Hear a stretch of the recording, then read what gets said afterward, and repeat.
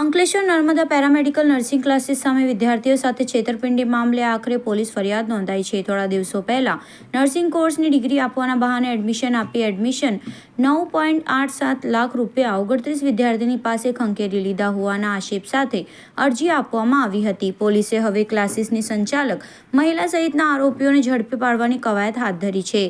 અંકલેશ્વરની સિગ્નેચરિયા Galleria Mahavir turning ખાતે paramedical nursing classes ચલાવી રહ્યા છે, જેનું સંચાલન ચેતનાબેન રાવ કરી રહ્યા છે. કોલેજમાં જીએનએમ કોર્સ માટે ભરૂચ રહાડપુરની રશ્મિ વસાવાએ એડમિશન લીધું હતું, જ્યાં લોભામણી લાલચ આપી એડમિશન વેળા અસલ માર્કશીટ, એલસી, જાતિનો દાખલો, આવક દાખલો, અસલ બેંક પાસબુક, એટીએમ કાર્ડ, કોરા ચેકો, આધાર કાર્ડ અને એડમિશનના 8,000 લઈ તેની રસીદ આપી હતી. વર્ષ પૂર્ણ થતાં પરીક્ષાની વાત કરતા તમારી વાર્ષિક અને પરીક્ષા ફી રૂપિયા 5,500 ન ભરી હોવાથી પરીક્ષા લીધી હતી.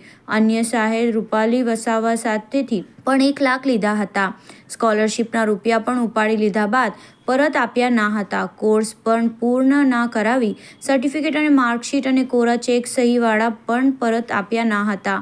આ વિદ્યાર્થીઓ સાથે પણ ક્લાસીસના ચેતના નામદેવ નવગીરે ઠગાઈ કરી હોવાની ફરિયાદ બી ડિવિઝન પોલીસે અંતે નોંધાવી વધુ તપાસ આરંભી હતી. ગત 11 નવેમ્બરના રોજ વલસાડના આગેવાનને સાથે રાખી રશ્મિ વસાવા અન્ય યુવતીએ 29 વિદ્યાર્થીઓ સાથે ફીના 4,74,000, સ્કોલરશીપના 5,13,800 મળી કુલ રૂપિયા 9,87,000 રૂપિયાની છેતરપિંડી કરી હોવાનો આક્ષેપ સાથે પોલીસમાં અરજી આપી હતી.